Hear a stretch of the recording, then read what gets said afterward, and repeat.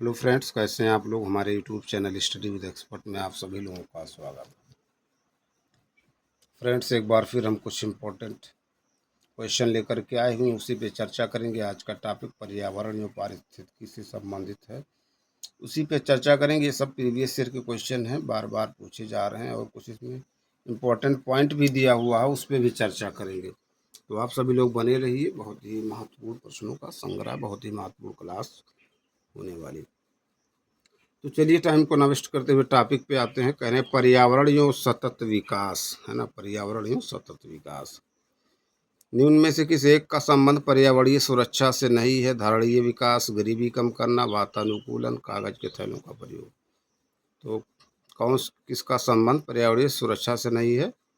वो है आपका गरीबी कम करना। ये क्वेश्चन पूछा गया, गरीबी कम करना। अगला प्रश्न, इसकी व्याख्या देखते हैं। धारणीय विकास एवं कागज के थैलों का प्रयोग पर्यावरणीय सुरक्षा के सकारात्मक पहलू से संबंधित है।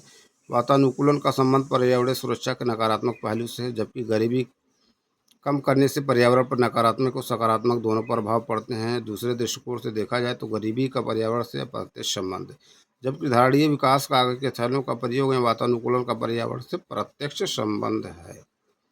अगले प्रश्न पर चलते हैं। कह रहे हैं अपनी पुस्तक इंट्रोड्यूसिंग कल्चरल ज्योग्राफी में J.E. स्पेंसर और W.L. थॉमस ने विश्व को कितने सांस्कृतिक विश्व में विभाजित किया? 9, 10, 11, 12। तो 11 में, है ना। व्याख्या इसकी देखते हैं। कह रहे हैं अमेरिकी भूगोलवेत्ता J.E. स्पेंसर और W.L. थॉमस ने विश्व को 11 सांस्कृतिक क्षेत्रों में विभाजित किया है। अगला प्रश्न, भारत में पर्यावरण संरक्षण अधिनियम पारित हुआ 1981 में, 1986 में, 1995 में, 2000 में। तो भारत में पर्यावरण संरक्षण अधिनियम 1986 में पारित हुआ। कब? 1986 में। इसकी व्याख्या देखते हैं। कह रहे हैं पर्यावरण संरक्षण अधिनियम the environment protection act 1986 Bharat में वर्ष 1986 में पारित हुआ था। यह संपूर्ण भारत में लागू है। अगला प्रश्न, पृथ्वी शिखर सम्मेलन का आयोजन किया गया था काहिरा में, रियो में, डरबन में, क्योटो में। तो पृथ्वी शिखर सम्मेलन रियो में आयोजित किया गया था। रियो कहाँ है? व्याख्या देखते हैं। संयुक्त राष्ट्र संघ द्वारा पर्यावरण एवं सतत विकास और पहल पृथ्वी शिखर सम्मेलन वर्ष 1992 में रियो डी जेनेरियो ब्राजील में हुआ था। जून 2012 में पृथ्वी शिखर सम्मेलन का आयोजन पुनः रियो डी जेनेरियो ब्राजील में किया गया, जिसे रियो +20 सतत विकास पर संयुक्त राष्ट्र का सम्मेलन के नाम से जाना जाता है। पृथ्वी शिखर सम्मेलन 2022 का आयोजन स्टॉकहोम स्वीडन में किया गया। स्टॉकहोम स्वीडन में किया गया। अगले प्रश्न पे चलते हैं। वातावरण में सर्वाधिक प्रतिशत है ऑक्सीजन का, कार्बन डाइऑक्साइड का, नाइट्रोजन का, हाइड्रोजन का। तो वातावरण में सर्वाधिक प्रतिशत है किसका? नाइट्रोजन का। वातावरण में सर्वाधिक प्रतिशत नाइट्रोजन का। व्याख्या, वातावरण में सर्वाधिक प्रतिशत नाइट्रोजन का है। वायुमंडल में nitrogen, oxygen, argon, carbon dioxide इत्यादि गैसें उपस्थित रहती हैं। शुष्क वायु में घनत्व के अनुसार सर्वाधिक मात्रा नाइट्रोजन की है। गैस मात्रा प्रतिशत में nitrogen, oxygen, argon, carbon dioxide, neon, helium. तो इनका प्रतिशत देखिए यहाँ। पॉइंट शुड बी नोट कि नाइट्रोजन, ऑक्सीजन के बाद आर्गन, उसके बाद कार्बन डाइऑक्साइड, है ना। सबसे पहले नाइट्रोजन, ऑक्सीजन, आर्गन, उसके बाद कार्बन डाइऑक्साइड। कुछ तथ्यात्मक नोट्स दिए हुए हैं, बहुत ही महत्वपूर्ण नोट्स हैं, उसको देखते हैं। ठीक है, तथ्यात्मक नोट्स। धारणीय विकास, विकास की वो अवधारणा जिसके तहत वर्तमान की आवश्यकताओं के साथ साथ भविष्य की आवश्यकताओं को भी ध्यान में रखा जाता है। ये धारणीय विकास है ना, कि वर्तमान की आवश्यकताओं को साथ साथ भविष्य की भी आवश्यकताओं को ध्यान में रखा जाए। ये नहीं कि आज ही सब यूज कर लीजिए, प्रयोग कर लीजिए, है ना। कुछ भविष्य के लिए भी रहने दीजिए। इस तरह से यूज कीजिए कि भविष्य में कोई समस्या ना हो। अगला पॉइंट, धारणीय विकास का मुख्य उद्देश्य पृथ्वी के प्राकृतिक संसाधनों का न्याय संगत उपयोग, रक्षा, संरक्षण तथा उचित प्रबंधन करना है। राष्ट्रीय हरित न्यायाधिकरण अधिनियम 2010 के द्वारा देश में एक राष्ट्रीय हरित न्यायाधिकरण नेशनल ग्रीन ट्रिब्यूनल का गठन 18 अक्टूबर 2010 को किया गया है। वर्तमान में इसके अध्यक्ष जस्टिस आदर्श कुमार गोयल हैं। ये प्रश्न कई बार पूछा गया है। ठीक है, इसकी स्थापना कब हुई? NGT की, है ना, नेशनल ग्रीन ट्रिब्यूनल की। अगले पॉइंट पे चलते हैं।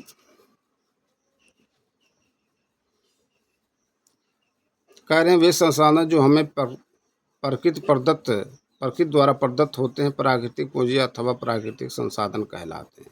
सौर विकिरण जल चक्र को चालित करता है और जल का वाष्पीकरण करता है। कौन? सौर विकिरण। बर्फ का जल में द्रवीकरण होता है। बर्फ का जल में द्रवीकरण होता है। जल चक्र हाइड्रोस्फीयर में जल की विभिन्न गतिविधियों को दर्शाता है। जल चक्र हाइड्रोस्फीयर में जल की विभिन्न गतिविधियों को दर्शाता है। अगला पॉइंट, राष्ट्रीय पर्यावरण अभियांत्रिकी अनुसंधान संस्थान नीरी महाराष्ट्र राज्य के नागपुर शहर में स्थित है। अगला पॉइंट, इसकी 5 क्षेत्रीय प्रयोगशालाएं चेन्नई, दिल्ली, हैदराबाद, कोलकाता एवं मुंबई में अवस्थित हैं। नीरी भारत सरकार के विज्ञान एवं प्रौद्योगिकी मंत्रालय के अधीन कार्य करता है। किसके? विज्ञान और प्रौद्योगिकी मंत्रालय के अधीन। इस तरह से भी प्रश्न पूछा जाता है कि ये है ना किसके अंतर्गत कार्य करता है। पृथ्वी के कार्बन चक्र में कार्बनिक पदार्थों के अपघटन से जीवधारियों द्वारा श्वसन प्रक्रिया से ज्वालामुखी प्रक्रियाओं से जीवाश्म ईंधनों के दहन इत्यादि से कार्बन डाइऑक्साइड पहुंचती है ना। देखिए किसके द्वारा? ज्वालामुखी प्रक्रिया से भी, श्वसन प्रक्रिया से, जीवाश्म ईंधनों के दहन इत्यादि से कार्बन डाइऑक्साइड पहुंचती है। ठीक है, अगले पॉइंट पे चलते हैं। अब कुछ प्रश्न है उस पर चर्चा कर लेते हैं। कुछ प्रश्न है उस पर चर्चा करते हैं।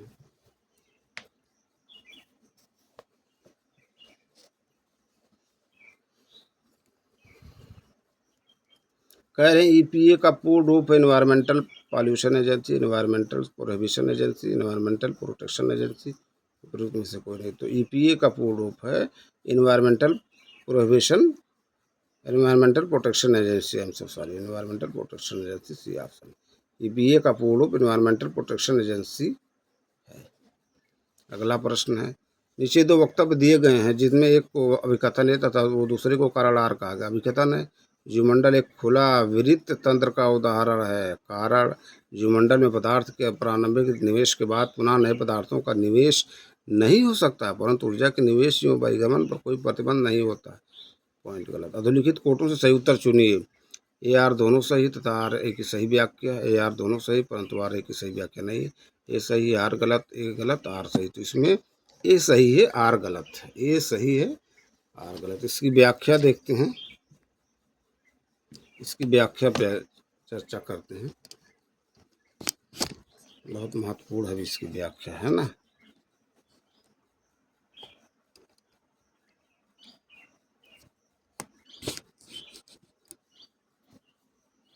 कह रहे हैं जैवमंडल वायुस्फीयर मिट्टी, शैल, जल तथा वायु की पतली परत है जो पृथ्वी के चतुर्दिक आवरण मंडल के रूप में व्याप्त सबसे बड़ा पारिस्थितिक तंत्र है जिसके साथ जीवित जीव संबंधित तथा यह मंडल जीवों का भरण पोषण करता है।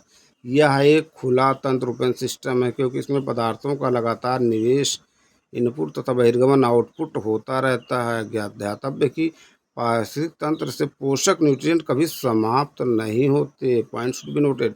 ये बार बार पुनः चक्रित होते हैं और अनंत काल तक चलते रहते हैं। हालांकि किसी भी पारिस्थितिक तंत्र में ऊर्जा का प्रवाह एक दिशीय होता है। प्रश्न पूछा गया है ऊर्जा का प्रवाह फ्लो यूनिडायरेक्शनल होता है। ये प्रश्न पूछा गया है। ठीक है, और देखिए उसी की व्याख्या है तथा ऊर्जा का लगभग 10% भाग ही एक पोषण स्तर ट्रॉपिक लेवल से अगले पोषण स्तर में स्थानांतरित होता है। पारिस्थितिक तंत्र में ऊर्जा का निवेश तथा बहिर्गमन चलता रहता है। था ये सही, हार गलत। बहुत इंपॉर्टेंट क्वेश्चन है ये। एक क्वेश्चन से इसमें आपको है ना कई क्वेश्चन बन रहे हैं, मिल रहे हैं। अगला टॉपिक पारिस्थितिकी कह रहे हैं। पारिस्थितिकी निम्नलिखित के बीच पारस्परिक संबंधों का अध्ययन। पारिस्थितिकी निम्नलिखित के बीच पारस्परिक संबंधों का अध्ययन है। जीव और वातावरण, मनुष्य और वन, मृदा और जल, पति और पत्नी। तो ये जीव और वातावरण, जीव और वातावरण। इसकी व्याख्या, पारिस्थितिक जीव विज्ञान की एक शाखा जिसमें जीव समुदायों तथा उनके वातावरण के मध्य पारस्परिक संबंधों का अध्ययन किया जाता है। अगला प्रश्न, पारिस्थितिकी पदछाप के माप की इकाई भूमंडलीय हेक्टेयर, नैनोमीटर, हापस, क्यूबिक फुट, क्यूबिक टन। पारिस्थितिकी पदछाप के माप की इकाई है भूमंडलीय हेक्टेयर, भूमंडलीय हेक्टेयर।